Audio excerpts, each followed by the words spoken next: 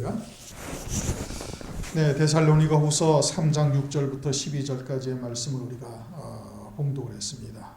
지난 시간에는 이제 5절까지의 말씀을 하셨는데 말씀이 다름질한다. 사람이 전하는 것이 아니고 하나님께서 친히 일하시는 겁니다. 구원은 하나님께서 친히 이루어 가시는 것이죠.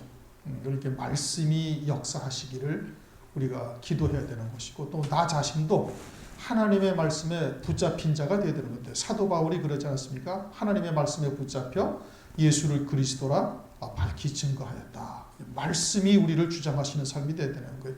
내 생각이나 내 고집이나 또는 내 견해나 이런 것을 말씀 앞에 내려놓고 하나님의 말씀이 나를 주장하는 삶이 되어야 되는 거예요. 그러니까 말씀이 나의 생명이 되어야 되는 것이고, 말씀이 나의 모든 것이 되어지는 삶이 되어야 되는 겁니다.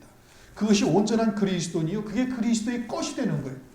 그렇게 되어질 때 환난 날에 말씀이 그와 같은 예수의 증거와 하나님의 말씀을 인하여 목배임 받는 자리까지 끌고 가게 되어지고, 그러할 때 우리가 온전히 승리할 수가 있는 겁니다. 내가 갈 수 있는 일이 절대 아니죠.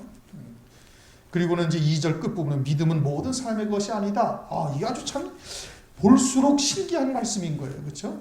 그러니 우리에게 그러한 하나님의 말씀을 주시고 믿음으로 받게 하셨다. 환난 날에 이루실 구원의 그러한 세계를 보게 하시고, 더 좋은 부활이 무엇인지, 첫째 부활이 무엇인지, 장자의 총회에 참여하는 것이 무엇인지 성경에 분명히 나와 있는 말씀들이거든요. 모든 사람들도 다 읽었어요. 우리만 성경을 본 것이 아니라 온 세상에 있는 그리스도인들이 그걸 다 보는 겁니다. 장자의 총회가 있다. 첫째 부활이 있다. 더 좋은 부활이 있다. 그런데 그것을 우리로 하여금 듣게 하시고 깨닫게 하셨다. 그리고 믿음으로 받게 하셨다. 다른 사람들도 다 봤는데 그들은 믿음으로 받지 못한 것이고 우리들에게는 믿음으로 받게 하셨다. 이거 참 기가 막힐 노릇인 것이죠. 그러니 그 믿음에 대한 우리의 응답은 뭐라고요? 연합되는 거예요. 그 말씀에 하나 되어지는 것. 그리고 그 말씀이 이끌어 가시는 대로 끝까지 믿음으로 하나가 되어져서 그 말씀이 나를 통해서 딱 이루어지기까지 붙잡아야 되는 겁니다. 그게 표대를 향하여 이제까지 한 일을 돌아보지 아니하고 부르신 부름의 상을 위하여 쫓아간다는 바울의 고백이 그런 거거든요.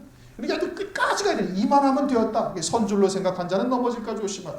그렇게 생각해서는 절대 아니고 안 되고, 뭐 그렇게 생각하실 분도 없겠지만 끝까지 그 영광에 이르기까지 달려가야 되는 거예요. 그리고서는 이제 하나님의 사랑이 무엇인지, 그리스도의 인내가 무엇인지, 그러기 위해 그 영광에까지 이르기 위해서는 반드시 인내가 필요한 거예요. 그 인내의 본을 누가 보이셨어요?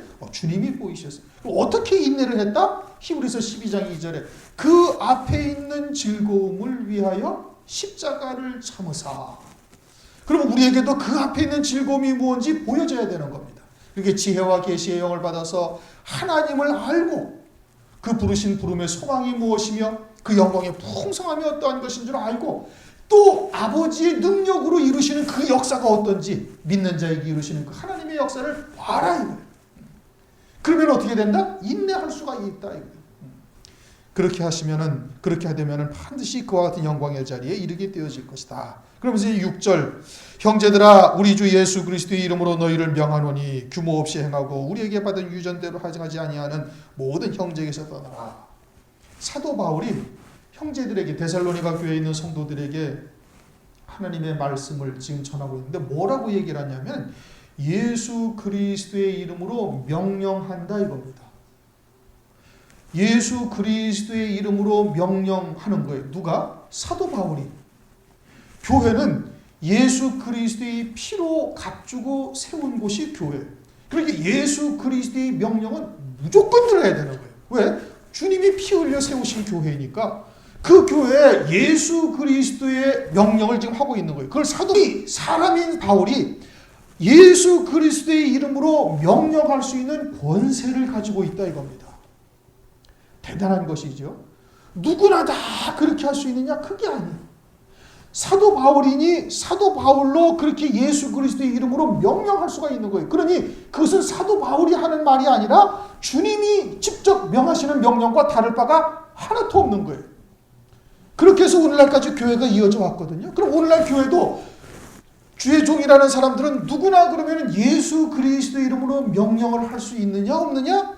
이제 여기에는 좀 문제가 좀 있는 것이죠. 그러다가 요한계시록에 딱 가면은 요한계시록에 가면은 요한계시록 12장에 해를 입은 여자가 12별의 면류관을 썼대. 12별의 면류관은 누구를 말하는 거예요? 12사도. 열수 사도와 같은 권세를 가지고 있다. 누가? 해 입은 여자가. 금초대 교회가 12사도의 뒤를 이어서 동일한 자리에서 지금 그 일을 감당을 하고 있는 거예요. 해 입은 여자가. 그러니까 그 해 입은 여자는 예수 그리스도의 이름으로 명령을 할 수가 있어요? 없어요? 할 수가 있는 겁니다. 왜? 12사도가 그렇게 명령을 했거든요. 그리고서는 그 12별의 면류관을 쓰고 있으니 12사도의 신앙과 똑같은 신앙의 길을, 믿음의 길을 해 입은 여자가 가고 있는 거예요. 그 금초대 교회가 가고 있는 거예요. 그러니까 해 입은 여자는 12별의 면류관을 쓰고 있어서 그와 같은 예수 그리스도 이름으로 명령을 할 수가 있다 이겁니다. 그 증거가 뭐냐면 해 입은 여자가 아들을 낳았는데 그 아들이 철장을 가지고 다스릴 자들이다 이겁니다. 철장을 가지고 다스릴 권세를 누릴 아들들을 낳은 것이 표적이에요. 그것이 해 입은 여자가 예수 그리스도의 이름으로 명령할 수 있는 권세를 가졌다는 표적이에요. 무슨 뜻인지 이해가 되셔요? 그 해를 입은 여자가 낳은 아들이 철장 권세를 가지고 있는데 그 철장 권세는 누가 가지냐면은 요한계시록 19장 14절 15절을 보면 예수님과 함께 백마를 타고 희고 깨끗한 생화포 옷을 입고 하늘에 있는 군대들이 쫓아오는데 그것은 성도라고 그랬죠. 요한계시록 17장 14절 빼내심을 입고 부르심을 입고 택하심을 입은 성도들을 말하는 거예요. 천사들이 아니다 이겁니다.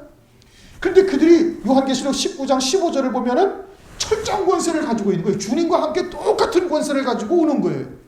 그리고 주님과 함께 똑같은 권세를 가진 첫째 벌의 영광을 입는 그 아들들을 낳았으니 그러니 예수 그리스도의 증거하신 하나님의 말씀이 그대로 그들에게 전달되어져서 그와 같은 영광의 자리에 이른 것이 그것이 표적이에요. 앞뒤 관계를 이해를 하시겠어요? 무슨 얘기를 하고 있는지? 왜 해를 입은 여자가 똑같이 예수 그리스도의 이름으로 명할 수 있는 권세를 가지고 있느냐? 그것은 그렇게 철장 권세로 다스릴 아들을 낳은 것이 증거예요. 왜? 예수님의 제자들이 그와 같은 권세를 가지지 않았습니까? 24 장로의 자리에 딱 앉게 되는 권세를 갖게 된다고 분명히 말씀하고 있지 않습니까? 주님께서. 그렇게 그 예수님의 말씀을 듣고 예수님의 뒤를 따라서 주님이 걸어가신 길을 그대로 간 제자들이 그 자리에 앉았고 그리고 그 제자들도 마찬가지로 예수 그리스도의 이름으로 명할 수 있는 권세가 있는 것이고 그 제자들이 명할 수 있는 권세가 있는 그 증거가 뭐냐 하면은 자기들과 똑같은 예수님이 가신 그 길을 그대로 가서 주님 보좌 우편 영광의 자리에 앉게 되는 것이 그 권세를 가진 증거다 이겁니다. 그런데 해를 입은 여자들이 12별의 면류관을 쓰고 그 아들을 낳았는데 그 아들이 철장을 다 가지고 다스릴 자라. 요한계시록 12장 안 찾아봐도 되겠습니까? 다스릴 자라 이거예요. 그러니까 그들이 누구예요? 해 입은 여자가 뭐예요? 해 입은 여자도 역시 마찬가지로 12사도와 똑같은 믿음의 길을 걸어가고 있고 그들도 예수 그리스도의 이름으로 명할 수 있는 권세를 가진 자들이고 그 증거가 철장 권세를 가진 아들들을 낳은 것이 증거다 이겁니다. 그래서 주님이 앉으신 보좌에 같이 앉게 되어지는 역사를 그러니까 마지막 때 금초대 교회도 예수 그리스도의 이름으로 명할 수 있는 권세를 가지고 있다 이겁니다. 그럼 오늘날 교회가 다 주의 종들이 주님의 제자라고들 얘기를 하는데 그럼 오늘날 교회들이 다 예수 그리스도의 이름으로 명할 수 있는 권세를 가지고 있느냐?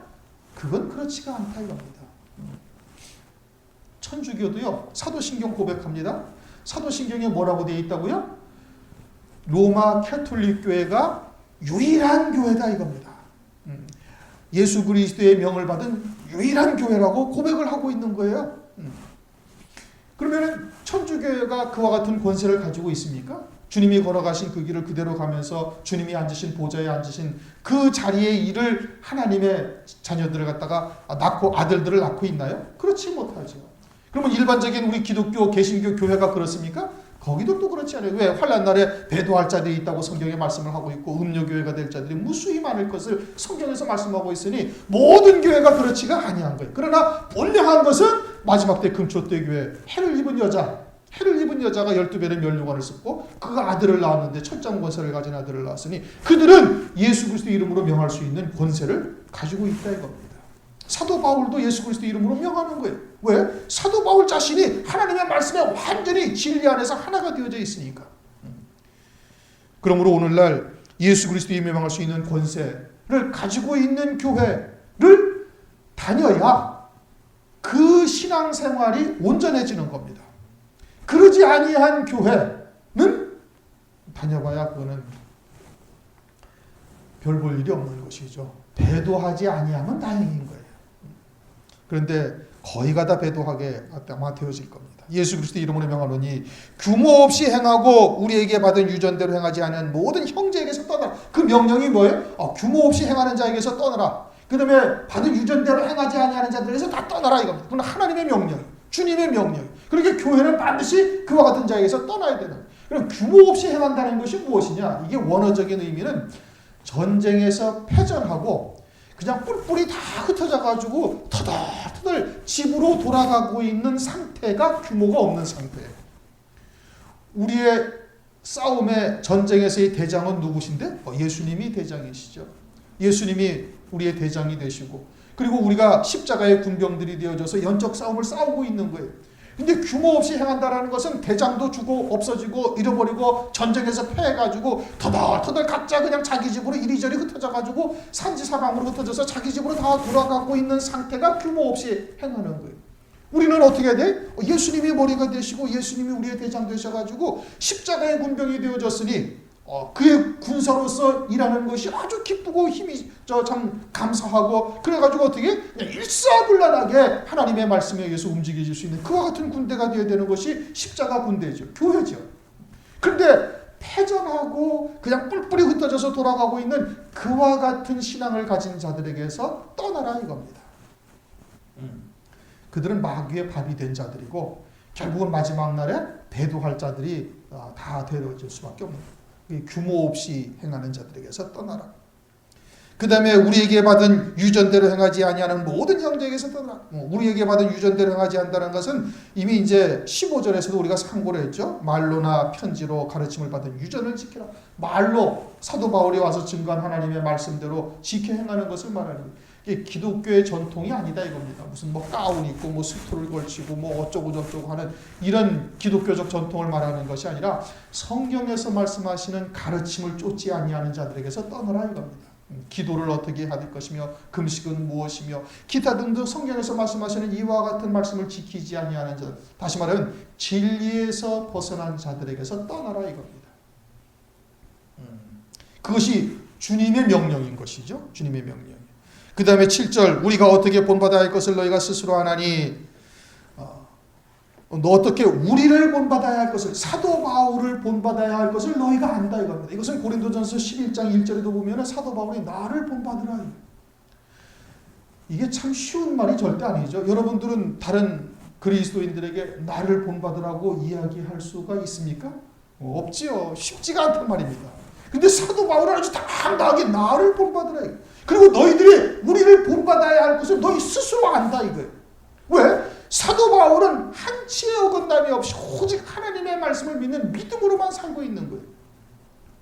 사도 바울은 더더군다나 셋째 하늘까지 올라가서 하늘의 영광을 다 보고 오직 그것을 위해서 자기의 모든 삶을 다 그냥 다 거기다 다 헌신해버리는 겁니다. 그러니까 오직 진리의 말씀을 쫓아 믿음으로만 살고 있는 사도 바울의 모습을 알고 있는 거예요. 이건 데살로니가 전서에서도 말씀을 하고 있는 거거든요. 데살로니가 전서에서도 보면은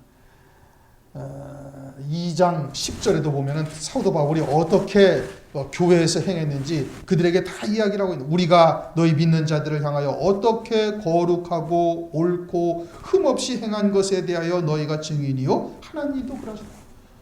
거룩하고 옳고 흠없이 행동했다는 거예요. 사도 바울이. 그러니까 너희는 나를 본받으라. 그 길을 따라. 그리고 너희들도 스스로 안다. 우리를 본받아야 할 것을 너희가 스스로 아나니. 그들 스스로 사도 바울의 삶이 어떠하다는 것을 알고 있고 그렇게 또 본받아야 할 것을 스스로 알고 있는 것이에요. 스스로 알고 있는. 우리가 너희 가운데 규모 없이 행하지 아니하는, 그렇게 거룩하고 옳고 흠없이 행했다라는 것을 이 데살로니가 교회에서 다 알고 있는 겁니다. 또 그것의 진리 면에서고 또 삶에서도 8절 누구에게서든지 양식을 값없이 먹지 않고 오직 수고하고 애써 주야로 일하면 너희 아무에게도 누를 끼치지 아니하려 함이라. 사도 바울이 자비량하고 선교를 한 것이죠. 사도 바울이 자비량하고 선교를 한 것은 그와 같이 자비량하여 선교한 것이 자기에게도 큰 상급이 되어지기 때문에 그러는 겁니다. 그것은 앞에서도 이미 우리가 상고를 했던 것이고, 9절 우리에게 권리가 없는 것이 아니요. 사도 바울에게 성도들로부터 사례비를 받아서 자기의 삶을 영위해야 할 권리가 없는 것이 아니다 이겁니다. 다른 사도들은 다 교회로부터 사례비를 다 받은 거예요. 그런데 사도 바울은 그러지 아니한 거예요. 그러지 아니하고 오직 수고하고 오직 스스로 너희에게 본을 보여 우리를 본받게 하려 함이라. 고린도전서 9장 18절을 보면은 그것이 내게 더 큰 상급과 영광이 되기 때문에 사도 바울이 기꺼이 자비량하고 한 것이지 권리가 없어서 받아서는 아니 되기 때문에 받지 아니한 것이 절대 아니다. 10절 우리가 너희와 함께 있을 때에도 너희에게 명하기를 누구든지 일하기 싫어하거든 먹지도 말게 하라. 그러니까 종용이 자기에게 주어진 일들을 다 감당하라고 지금 말씀하고 있는 겁니다. 일하기 싫거든 먹지도 말라는 거예요. 교회가 물론 구제를 해야 됩니다. 그렇죠? 교회가 구제를 하는 것이 당연한 것이죠. 그런데 각자 하나님께서 맡겨진 그런 이제 세상에서의 그런 일들을 갖다가 하지 아니하고 그냥 가만히 있으면은 그 모든 것을 교회에서 다 감당할 수는 있을 수가 없는 일이죠. 교회는 영혼을 구원하는 것이 가장 우선적이 되어야 되는 것이지 육신을 구제하는 것이 교회의 본질은 절대 아니에요. 영혼을 구원하다 보니까 이제 때로는 나이 많이 늙어서 과부가 되어지고 의지할 곳이 없고 이런 분들을 교회에서는 마땅히 구제해야 되는 것이고 그러는 것이지 그냥 일반적인 구제를 교회에서 마땅히 물론 하면은 좋죠. 복음을 위해서. 그러나 그것이 본질이 절대 아니다 이겁니다. 그러니까 어떻게 해야 돼? 우리 스스로 오직 스스로 너에게 본을 줘 우리의 본받게 하나니 우리가 너희와 함께 있을 때도 너에게 명하기를 누구든지 일하기 싫어하거든 먹지도 말게 하라. 이게 각자 하나님께서 주어진 세상에서의 그런 직분이나 받아서 그런 것을 하는 것이 당연한 겁니다. 세상 사람들은 세상의 부를 취하기 위해서 일을 해요. 또는 자기의 어떤 목적을 성취하기 위해서 일을 합니다. 교회는 그것을 위해서 일하는 것이 아니에요. 그럼 교회는 왜 세상에서 일을 해야 돼? 하나님의 나라를 위해서 일하는 거예요.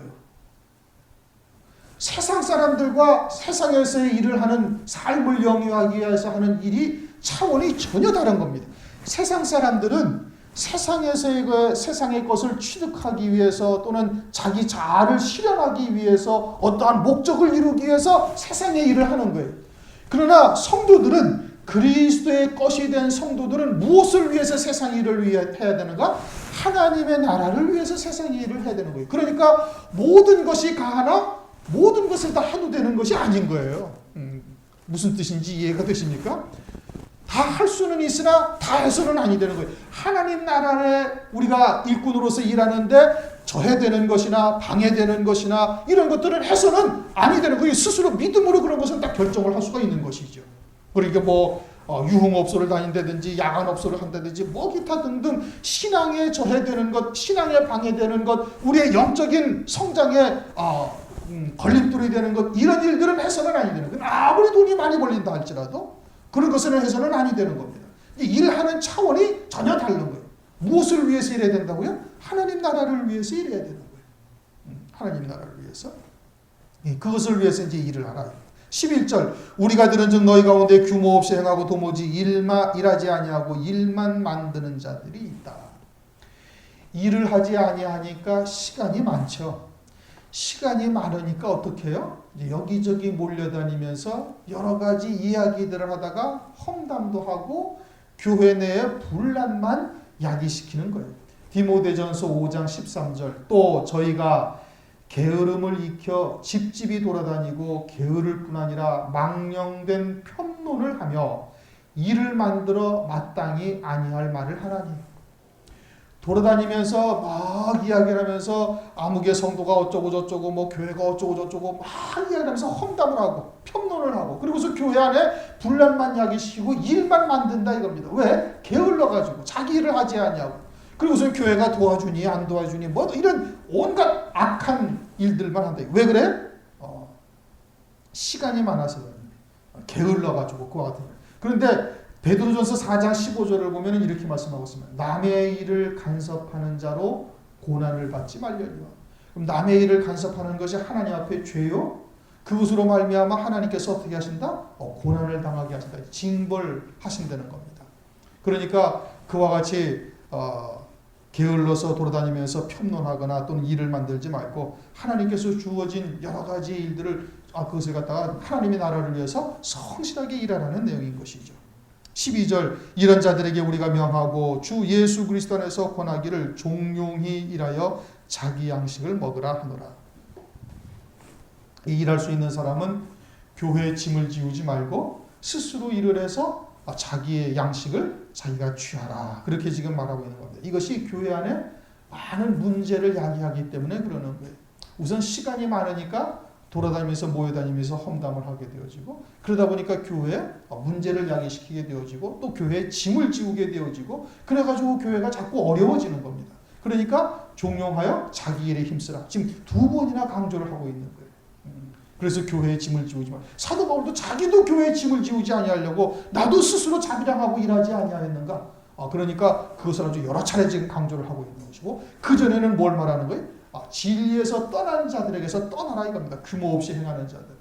늘 그냥 패배의식에 앉아있고 마귀의 종이 되어져가지고서 마귀가 이리저리 휘두르는 그런 권세에 그냥 넘어지고 엎어지고 맨날 마치 패잔병처럼 그렇게 살아가고 있는 그런 자들은 떠나라. 이미 그것은 마귀한테 완전히 넘어진 자요 실족하는 자들이니 그들에게서 떠나라 이겁니다. 특별히 데살로니가 후서에서 강조한 것은 재림에 대해서. 이 전서에서는 매 장마다 장 끝에 뭘 말씀하여? 주의 재림에 대해서 말합니다. 주의 재림의 날 거룩하고 흠없이 보존되기를 원하노라. 이것을 매 장마다 말씀하고 있어요. 그리고서 또 뭐 재림에 대해서 여러 가지 동요하고 혼란이 일으니까 데살로니가 후서 2장에서 또 말씀하고 있죠. 불법의 사람 멸망의 아들이 나타나기 전까지는 재림하지 아니하신다. 그러니까 거기에 동요하지 말라. 그런데 그런 것 가지고서 자꾸 동요하는 자들, 이것도 또한 규모 없이 행하는 자들, 그런 것 가지고 말 만들면서 돌아다니고 있는 자들, 그런 자들에게서 떠나라 이겁니다. 그러한 하나님의 말씀, 진리 안에 거하는 자가 되기를 사도 바울이 바라고 있는 것이고, 두 번째는 뭐예요? 자기 일에 종용하여 힘쓰라 이겁니다. 교회의 짐을 지우지 말고 나도 나와서 자비량하면서 그와 같이 교회를 위하여 짐을 지우지 않기 위해서 여러 가지 일을 하지 아니하였는가. 이제 그렇게 말씀을 하고 있는 겁니다. 우리들도 역시 물론 뭐 다 열심히들 다 살아가고 있습니다. 주를 위해서. 밖의 일을 무엇을 위해서 해야 된다? 하나님 나라를 위해서 일해야 되는 거예요. 그렇게 하나님 나라에 저해되거나 방해되는 것은 그런 것은 가지지 않아야 되는 것이 당연한 것이죠. 그러한 하나님의 말씀을 가지고 데살로니가 교회에 지금 권면을 하고 있습니다. 우리 통성으로 잠시 기도하시겠습니다.